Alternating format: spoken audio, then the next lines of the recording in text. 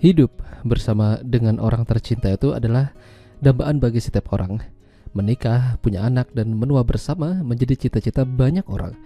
Namun dalam perjalanannya tentu saja ada masalah yang timbul untuk menguji sampai mana kesetiaan suatu pasangan menghadapinya.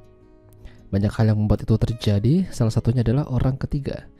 Film dengan judul Nosotros yang dirilis pada tahun 2025 yang lalu akan menceritakan kisah perjalanan rumah tangga mereka. Seorang wanita bernama Angela, berusia berkisar 20 tahunan lebih, sedang berbunga-bunga menelpon kekasihnya yang bernama Antonio. Mereka menjalin ikatan yang erat, mulai dari pacaran sampai akhirnya mereka menikah dengan bahagia. Banyak kerabat dan sahabat yang datang merayakan hari bahagia tersebut, hingga mereka membeli sebuah apartemen di kota yang mungkin tidak terlalu besar, namun cukup untuk membangun rumah tangga kecil mereka. Dan sebentar lagi keluarga mereka akan lengkap karena Angela akan melahirkan seorang anak perempuan yang cantik. Mereka beri nama Alicia.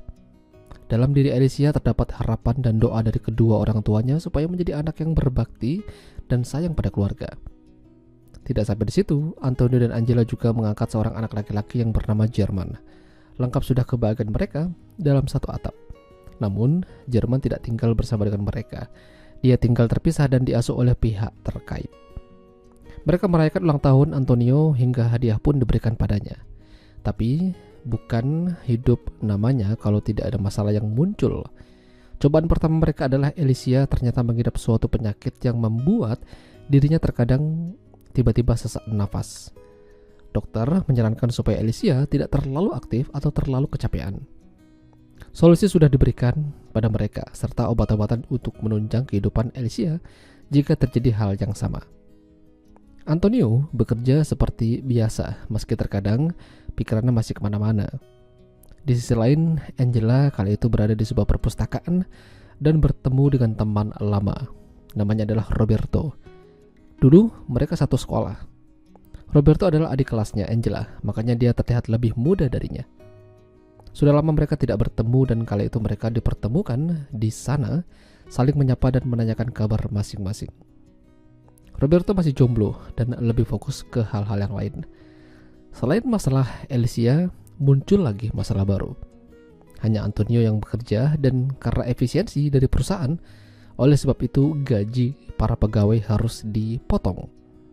Mereka tidak boleh boros dan kala itu Antonio seolah-olah menyalahkan Angela supaya tidak terlalu boros membeli barang-barang yang tidak diperlukan.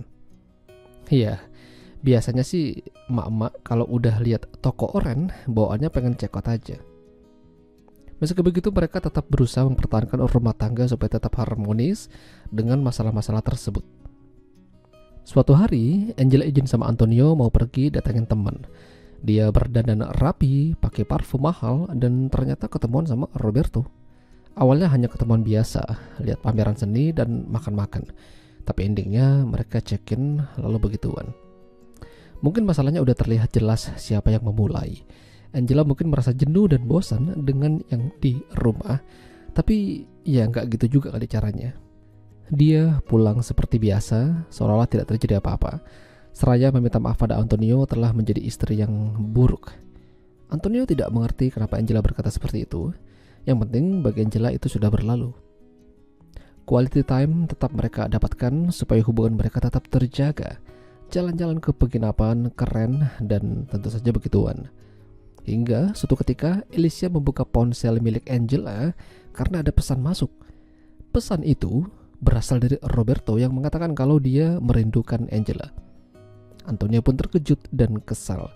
Ternyata Angela bermain di belakangnya. Antonio marah pada Angela namun tidak sampai ngamuk. Hanya saja mempertanyakan kenapa Angela melakukan itu. Angela mengaku salah. Dia khilaf. Dan sejak itu hubungan mereka tidak lagi sama. Mereka berusaha mengembalikan keadaan sebelum kejadian, namun sangat susah. Bahkan Antonio juga ingin melakukan hal yang sama seperti Angela, namun dia tidak bisa. Mereka jatuh bangun dalam membangun rumah tangga dan keluarga yang utuh. Tapi Tuhan berkata lain. Mereka berpisah secara baik-baik. Luka yang ditinggalkan Angela masih membekas pada Antonio. Apartemen yang mereka tempati selama bertahun-tahun kini hanya tinggal sofa biru itu saja. Ya, itulah tadi alur cerita film Nosotros. Jika kalian suka dengan video ini, jangan lupa untuk tinggalkan like dan sampai jumpa lagi.